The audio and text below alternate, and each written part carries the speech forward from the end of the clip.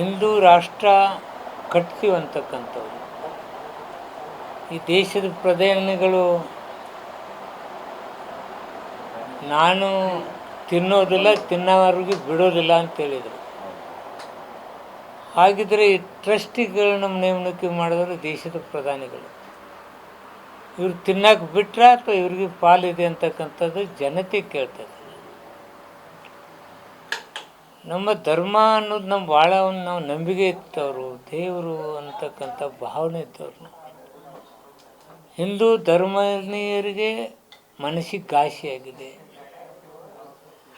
ಇವರಲ್ಲಿ ಪೂಜೆ ಮಾಡೋದು, ಟ್ರಸ್ಟಿಗಳನ್ನ ನೇಮಕ ಮಾಡೋದು, ದುಡ್ಡು ಹೊಡ್ಯಾಕೈತಾರಲ್ಲ ಅನ್ನುವಂಥ ಭಾವನೆ ಜನರಲ್ಲಿ ಬರ್ತಾಯಿದೆ. ಈ ಭಾವನೆಗೆ ಈ ದೇಶದ ಪ್ರಧಾನಿ ಹೇಳಬೇಕು, ಇದು ಹೆಂಗಾಯಿತು, ಏನಾಯಿತು, ತಮ್ಮ ಪಾಲೈತ್ಯ ಇಲ್ಲ ಅಂತಕ್ಕಂಥದ್ದು ಜನತೆಗೆ ಹೇಳಬೇಕು. ಜನತೆ ಭಾಳ ಗೊಂದಲದಲ್ಲಿದ್ದಾರೆ. ಏನಪ್ಪ ಅವ್ರು ಹಿಂದೂ ರಾಷ್ಟ್ರ ಕಟ್ತೀವಿ ಅನ್ನೋರು ಲೂಟಿ ಹೊಡೆದಾರಲ್ಲ, ರಾಮನ ಹೆಸರು ಮೇಲೆ ಅಧಿಕಾರಕ್ಕೆ ಬಂದವರೆಲ್ಲ ಲೂಟಿ ಹೊಡೆದಾರಲ್ಲ, ಇದಕ್ಕೆ ಯಾರು ಹೊಣೆಗಾರು ಅಂತಕ್ಕಂಥದ್ದು ಭಾರಿ ಜನರ ಭಾವನೆಗಳಿಗೆ ಧಕ್ಕೆ ಆಗೋದ್ರ ಜೊತೆಗೆ ಇಡೀ ಇಂಡಿಯಾದ ಎಲ್ಲ ಜನತೆ ಇದನ್ನು ಕಾತರದಿಂದ ನೋಡಿದರೆ ಈ ದೇಶದ ಪ್ರಧಾನಿ ಬಾಯಿ ಬಿಡ್ತಾಯಿಲ್ಲ. ಇವರು ಬಾಯಿ ಬಿಡದೇ ಇದ್ದರೆ ಜನರಿಗೆ ಭಾವನೆಗಳಿಗೆ ಎಲ್ಲೋ ಒಂದು ಕಡೆ ಏನಾಗಿದೆ, ಇದು ಯಾಕೆ ಬಾಯಿ ಬಿಡ್ತಿಲ್ಲ ಅಂತಕ್ಕಂಥದ್ದು ಜನರ ಭಾವನೆಯಲ್ಲಿ ಬಂದುಬಿಟ್ಟಿದೆ. ಭ್ರಷ್ಟಾಚಾರ ಅಲ್ಲ, ದರೋಡೆ. ಇದು ರಾಮನ ಹೆಸರು ಮೇಲೆ ದರೋಡೆ ನಡೀತಾ ಇದೆ, ದರೋಡೆ. ಅದನ್ನು ನೋಡ್ಕೋತ ಕಣ್ಣು ಮುಚ್ಕೊಂಡು ಕೂತಾರಲ್ಲ ನಮ್ಮ ದೇಶದ ಪ್ರಧಾನಿ. ಜೈ ರಾಮ್, ಶ್ರೀರಾಮ್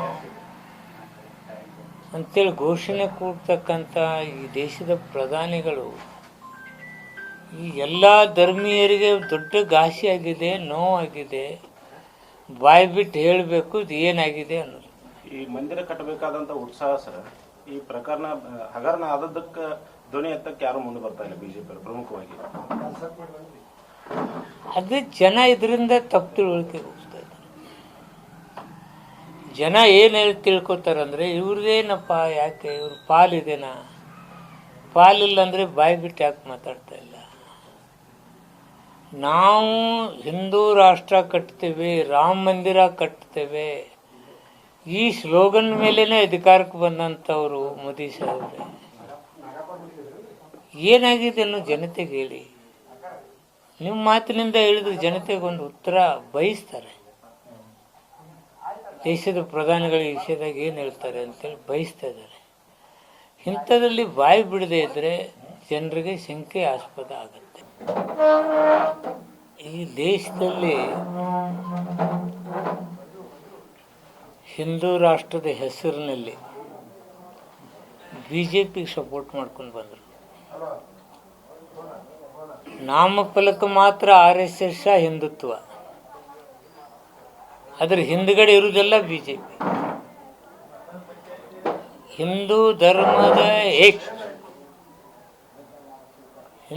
ಧರ್ಮದ ಹೆಸರಿನಿಂದ ಜನರನ್ನ ದಾರಿ ತಪ್ಪಿಸಿ BJP ಅಧಿಕಾರ ತರೋದು.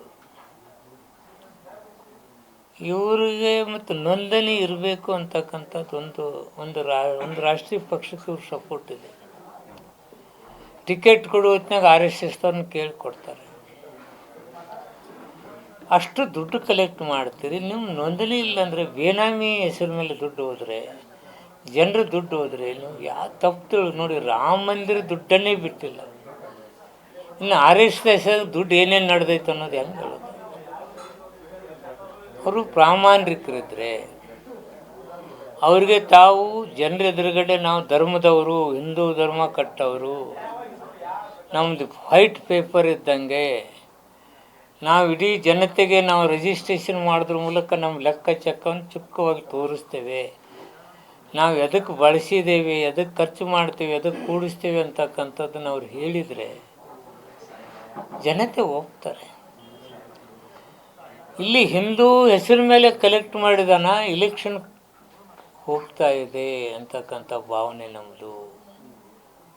ಒಂದು ರಾಷ್ಟ್ರೀಯ ಪಕ್ಷಕ್ಕೆ ಇನ್ನೊಂದು ರೂಟ್ ಕಂಡು ಹಿಡ್ಕೊಂಡು ಅಲ್ಲಿ ಹಣ ಅಲ್ಲಿ ಡೈವರ್ಟ್ ಆಗೋದು. ಆ ಹಣವನ್ನು ಪಕ್ಷ ಕಟ್ಟೋದಕ್ಕೆ ಉಪಯೋಗ ಮಾಡ್ಕೊಳ್ಳೋದು. ಹೆಸರು ಮಾತ್ರ ಹಿಂದುತ್ವ ಕಟ್ತೀವಿ ಅಂತೇಳಿ RSSದವ್ರು ಹೇಳೋದು. ಹಣ, ವೇಳೆ, ಟೈಮು, ಜನರನ್ನು ಗೊಂದಲಕ್ಕೆ ಎಬ್ಸೋದು, ಇದೆಲ್ಲ ಮಾಡುವಂಥ ಸಂಸ್ಥೆ ರಿಜಿಸ್ಟ್ರೇಷನ್ ಇರಬೇಕಂತ ಕೇಳಿದ್ರೆ ಏನು ತಪ್ಪಿದೆ?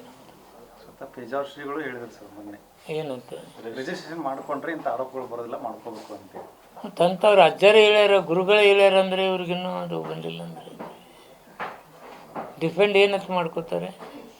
ನಾನಂತೂ ಕೇಳಿಲ್ಲಪ್ಪ. ಪ್ರಶ್ನೆ ಎತ್ತಿದವ್ರ ಮೇಲೆ ಮುಗಿಬಿಡ್ತಾರೆ ಸರ್. ಅವ್ರು ನಿಮ್ಮನ್ನು ಕೆಡುತ್ತೀವಿ, ನಿಮ್ಮನ್ನ ಇದು ಮಾಡ್ತೀವಿ. ಯಾಕೋ ನನಗೆ ಹಿಂದೂ ಹೆಸರಿನಲ್ಲಿ ನಡೀತಕ್ಕಂಥ ತಂತ್ರಗಾರಿಕೆ, ಕುತಂತ್ರ ಈ ಧರ್ಮಕ್ಕೆ ಅಂಟಿದ ರೋಗ ಇದು ಅನಿಸುತ್ತೆ. ಇವರೆಲ್ಲ ಏನು ಮಾಡ್ತಾರೆ, ಇಂಥದನ್ನು ಹಿಂದೂ ಧರ್ಮದ ಘನತೆ, ಗೌರವಕ್ಕೆ ಧಕ್ಕೆ ತರ್ತಕ್ಕಂಥದ್ದು. ಹಿಂದೂ ಧರ್ಮೀಯರು ನಾವೆಲ್ಲರೂ ಒಂದು ಅಂತಕ್ಕಂಥ ಅಡ್ಡಾಡೋರಿಗೆ ಇವರು ಮಾಡ್ತಕ್ಕಂಥ ಎಲ್ಲ ಕೆಲಸಗಳು ಮನುಷ್ಯನಿಗೆ ಹೇಸಿಗೆ ತರ್ತಕ್ಕಂಥದ್ದಾಗ್ತದೆ, ಬೇಸರ ತರ್ತಕ್ಕಂಥದ್ದು, ನಂಬಿಕೆ ಅರ್ಹರಲ್ಲ ಅಂತಕ್ಕಂಥದ್ದಾಗ್ತದೆ. BLA-2 ಚುನಾವಣಾ ಅಧಿಕಾರಿಗಳೇ ನಮಗೆ ಪವರ್ ಕೊಟ್ಟಿತ್ತು, ಅಪಾಯಿಂಟ್ಮೆಂಟ್ ಮಾಡಿ ನಮಗೆ ಕೊಡಿ ಅಂತೇಳಿತ್ತು. ಅವ್ರನ್ನೇ ನಾವು ಕೊಟ್ಟಿದ್ದೀವಿ, ಅವರು ಕೆಲಸ ಮಾಡ್ತದೆ. ಚುನಾವಣಾ ಏನು ಸಂಸ್ಥೆ ಇದೆ, ಕಮಿಷನ್ ಇದೆ, ಈ ದೇಶದಲ್ಲಿ ಚುನಾವಣೆ ನಡೆಸ್ತಕ್ಕಂಥ ರೀತಿ ನೀತಿ ಏನಿದೆ, ಕಾನೂನು ಏನಿದೆ, BLA-2ಗಳನ್ನ ಚುನಾವಣಾ ಕಮಿಷನ್ದವರೇ ನಮಗೆ ಅವಕಾಶ ಕೊಟ್ಟದ್ದು. ಅವ್ರಿಗೆ ಅನತಿ ಅಂತಲೇ ನಾವು ನಡ್ಕೊಳ್ತಾ ಇದ್ದೀವಿ. ಇದರಲ್ಲಿ ಏನಿದೆ, ಯಾವುದೇ ಒಬ್ಬ ವ್ಯಕ್ತಿ ಮತದಾರನಿಗೆ ಅವನ ಹಕ್ಕದು, ತನಗೆ ಬೇಕಾದವನು ಆಯ್ಕೆ ಮಾಡ್ತಕ್ಕಂಥ ಒಂದು ಶಕ್ತಿ ಅಂಬೇಡ್ಕರ್ ಅವರು ಕೊಟ್ಟಿದ್ದಾರೆ. ಯಾರಾದರೂ ಆ ಮತದಾನದಿಂದ ವಂಚಿತರಾದರೆ ತನಗೆ ಬ್ಯಾಡಾದ ವ್ಯಕ್ತಿ ಇಲ್ಲಿ ಆಯ್ಕೆ ಆಗ್ತಾನೆ. ಇದರಿಂದ ಈ ಪ್ರಜಾಪ್ರಭುತ್ವ ವ್ಯವಸ್ಥೆಗೆ ಧಕ್ಕೆ ಬರುತ್ತೆ. ಪ್ರಜಾಪ್ರಭುತ್ವ ವ್ಯವಸ್ಥೆ ಧಕ್ಕೆ ಬರಬಾರ್ದು ಅನ್ನೋದನ್ನು ಗಮನದಾಗ ಇಟ್ಕೊಂಡು ನಾವು ಕೆಲಸ ಮಾಡ್ತೀವಿ. ನಮ್ಮದೇನು ತಪ್ಪಿದೆ? ಯಾವುದೇ ಒಬ್ಬ ವ್ಯಕ್ತಿನೂ ತನ್ನ ಮತದಾನದ ಹಕ್ಕನ್ನು ಕಳ್ಕೋಬಾರ್ದು. ಅವ್ನು ಕಳ್ಕೊಂಡಪ್ಪ ಅಂದ್ರೆ ತನಗಾಗ್ಲಾರ್ದ ಅವನೊಬ್ಬ ಆಯ್ಕೆಯಾಗಿ ಬರ್ತಾನೆ. ಇದಿಡೀ ವ್ಯವಸ್ಥೆಗೆ ಒಂದು ಕಳಂಕ ತರ್ತಕ್ಕಂಥ, ಅಂಥ ಕಳಂಕ ಬರಬಾರ್ದು ಅಂತೇಳಿ ನಾವು ಮಾಡಿದ್ರೆ ತಪ್ಪನ. ಪಶ್ಚಿಮ ಬಂಗಾಳದಲ್ಲಿ ಎಷ್ಟು ಲಕ್ಷ ಮತದಾರರು ಹೋದರು? 90 ಲಕ್ಷ ಐ ಥಿಂಕ್. ಅಷ್ಟು ಮತದಾರರು ಅವ್ರ ವಂಚನೆಗಾದರೆ, ಅವ್ರ ಹಕ್ಕಿಗೆ ಬಾಧ್ಯತೆ ಬಂದರೆ ಪ್ರಜಾಪ್ರಭುತ್ವ ವ್ಯವಸ್ಥೆಗೆ ಧಕ್ಕೆ ಅಲ್ಲೇನು? ಅಲ್ಲಿ ಮಾಡಿದಂಗೆ ಇಲ್ಲಿ ಮಾಡಕ್ಕೆ ತಯಾರಿ ನಡೀತಾರೆ. ಅಲ್ಲಿ ಮಾಡೋಕ್ಕೆ ನಾವು ಅವಕಾಶ ಕೊಡೋದಿಲ್ಲ. ಎಲ್ಲ ಮತದಾರನಿಗೆ ಪ್ರಜಾಪ್ರಭುತ್ವ ವ್ಯವಸ್ಥೆಯಲ್ಲಿ ಕೊಟ್ಟಂಥ ಹಕ್ಕನ್ನು ಉಳಿಸ್ತಕ್ಕಂಥ ಕೆಲಸ ಮಾಡ್ತೀವಿ.